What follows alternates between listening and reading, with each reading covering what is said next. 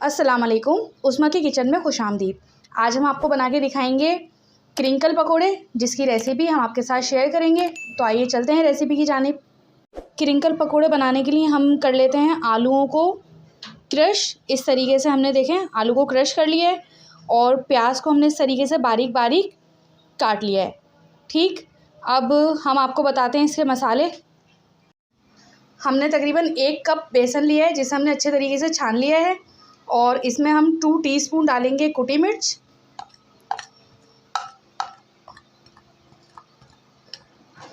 और 2 टीस्पून हम डालेंगे नमक और 1 टीस्पून डालेंगे हम चाट मसाला और 1 टीस्पून हम डालेंगे काली मिर्च और 1 टीस्पून हम इसके अंदर शामिल करेंगे ज़ीरा। अब इसके अंदर हम शामिल करेंगे 3 से 4 हरी मिर्चें जो हमने बारीक बारीक काट ली थी और थोड़ा सा हरा धनिया, वो भी हम इसके अंदर डाल देंगे। 3-4 डंडियाँ हमने लेके काट ली थी हरे धनिया की और वो शामिल की हैं और 2 प्याज थी जो हमने आपको दिखाई थी कि हमने उन्हें बारीक बारीक काटा है, वो भी शामिल कर देंगे हम अब इसके अंदर।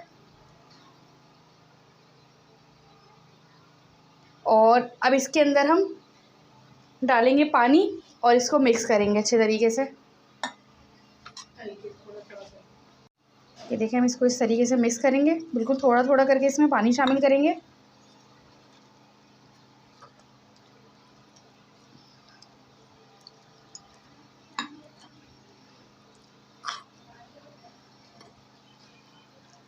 ये देखें,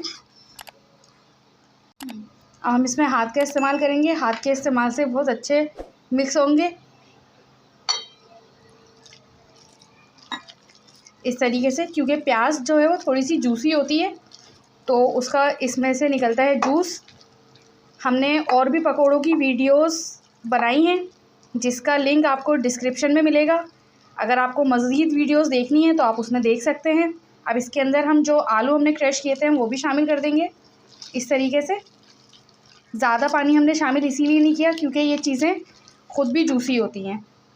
हम इसके अंदर आहिस्ता आहिस्ता देखेंगे शामिल करेंगे ताकि इसके अंदर अच्छे तरीके से बेसन जज़्ब हो जाए। अगर हम एक साथ डाल देते हैं तो ये अच्छे से जज़्ब नहीं हो पाता है। ये देखें,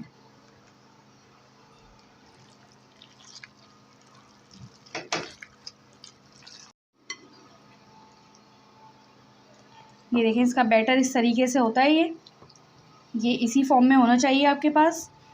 हम इसको ज़्यादा ठहराएंगे नहीं क्योंकि अगर हम इसको ज़्यादा ठहराएंगे तो ये जो है ना पानी छोड़ देती है प्याज और आलू। तो हम इसको फटाफट फ्राई करेंगे। ये देखें, हमने तमाम इसके अंदर जितने भी आलू और प्याज को क्रश किया था वो सब हमने इसके अंदर शामिल कर दिया है और हमने इसके अंदर तकरीबन 1 कप पानी डाला है या 1 कप से भी कम। अगर आपका कप बड़ा है तो थोड़ा कम ले लिएगा। हमने जो कप पानी के लिए इस्तेमाल किया है हम वो भी आपको दिखा देते हैं। इतना बड़ा कप है हमारा जो जिसमें हमने पानी शामिल किया था, जिससे चलें अब हम इसको फ्राई करते हैं। अब हम फ्राई करने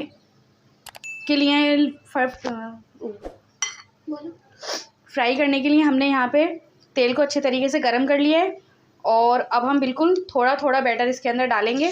बहुत ज़्यादा बड़े बड़े नहीं बनाएंगे क्योंकि ये अच्छे तरीके से फिर फ्राई नहीं हो पाएंगे। ये देखिए इस तरीके से।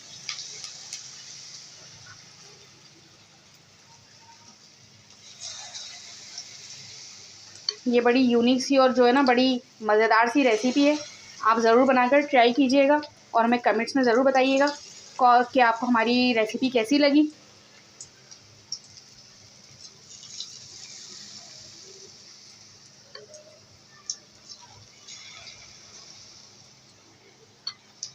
तेल आपका अच्छे तरीके से गर्म होना चाहिए ताकि अच्छे तरीके से पकोड़े फ्राई हो जाएं। ये देखें, ये डालते के साथ ही ये फ़ौरन से ऊपर आ जाते हैं। इसके अंदर हमने सोडा शामिल नहीं किया क्योंकि इसमें प्याज और आलू जो है ना वो बस सोडे का ही काम करता है कि अच्छे से हमारे पकोड़े फूल जाते हैं और क्रिस्पी हो जाते हैं। आँच हमारी इसमें हाई फ्लेम होता है हमारा